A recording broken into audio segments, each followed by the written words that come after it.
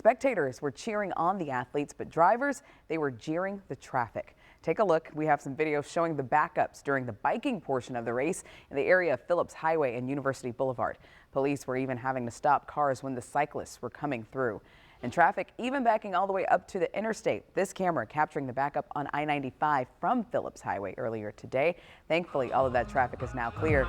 Our Zach Wilcox is joining us live now from the finish line at Riverfront Plaza right now, where hundreds have completed the grueling journey. And Zach, athletes are coming across that finish line as we speak. Sounds very exciting. Yeah, Channing, I can't tell you how many times I've heard the line, "You are an Ironman," as they come across the finish line. It's absolutely wild to me to think that these folks jumped in the water early this morning before my alarm clock even went off. They're 15 and a half hours into what I'm sure is a very long day out there on the course, but you can throw time out the window because completing something like this is a feat that most people will never achieve in their lifetime. And we caught up with the very first Ironman to finish here in Jacksonville about what it was like coming through that tape.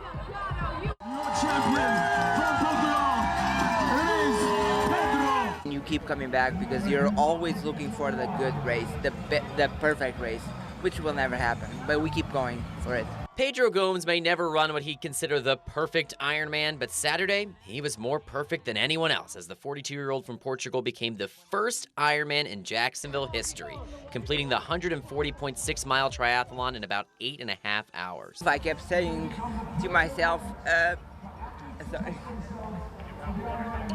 that I can do this. Gomes says his first time in Jacksonville was for his 47th Ironman. This one it's a lot better than the average, just because the road is so smooth on the bike. He did note a few areas where the course could be improved. The swim was really hard to navigate. We couldn't really see where we were going. The run was a little harder than I thought because there was quite a few overpasses. He wasn't the only one who ran into a few obstacles, as First Coast News fielded constant phone calls from drivers stuck on the south side waiting for a chance to pass through the course. We're letting the bikers go through. Traffic is backed up at least 2 hours. The traffic been horrendous. Been sitting in the car for about an hour and a half now. With Jacksonville set to host at least 2 more Ironman triathlons, Mayor Donna Deegan says she will have a meeting with feedback from the athletes and city leaders on areas to improve. We can always do better, and we'll have a debrief after this and see, where we could have had better communication. But I will tell you, we've been trying to communicate this for a long time. I know it's an inconvenience for one day, but just think about the benefit to the city. All right, I've got a very special guest joining us here, City Council member Raul Arias, who finished the race a few minutes ago. Raul, how does it feel to be an Ironman? It's an incredible feeling. I don't even know how to fathom it. At one point, I was just like almost tearing up. Crossing that line, hearing my name mentioned, it was just a surreal experience. And you mentioned that along the way, you just met so many people. Talk to me about what that experience was like. I mean, I took over 14 and a half hours. My goal was 12 hours, 14 and a half hours is what I did. But during that process, I walked a little bit, I ran, I spoke to a lot of people.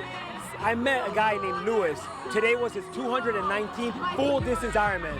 He just finished right now. Incredible. This is definitely, if you see the excitement behind me, the energy, we're blessed to have this in Jacksonville, and I'm excited for them to come back repeatedly. Gotcha. I wanted to ask you about the course. Obviously, it's the first look for a lot of people at this course. What was your take on that? Anything you would have done differently? I mean, not that I would have done differently, but the swim sucked. The bike ride to Nocatee was great, but once you got into Nocatee, the bridges were terrible on your legs. And then when you came back for the marathon run, that was really the hardest part. I did 3 loops here in downtown. That final stretch, I had to walk a little bit to conserve some energy to finish strong. But ultimately, I mean, it is what it is. This is a grueling battle. It's not going to be easy or perfect, and that's what makes you an Ironman, and that's what makes everybody here an Ironman. So I loved it. Gotcha. And we'll wrap up with what's your message to the folks who are crossing the finish line now? I think my biggest takeaway is that everybody here had great positive energy today. Not only the athletes, but all the spectators. It was because of the spectators that a lot of us pulled through. I saw a lot of people on the ground, whether they were just dehydrated or whatever the case is, and people were helping out. The support system today was incredible. My family came out to support. We had over 10, 12 people supporting. Everybody had family members. So thank you to everybody here in Jacksonville that came out to support us and we hope to see you guys back next year for the second year. And I'm sure we're going to hear plenty of cheering as we go through the night here, because we got another hour or so for folks to qualify. And the mayor earlier, I asked her advice for the folks who are going to be just at that qualification line, and she mentioned that in her marathon experience, the people who cross the finish line have been on the course the longest, love it the most. That's right. In downtown, Zach Wilcox, First Coast News on your side.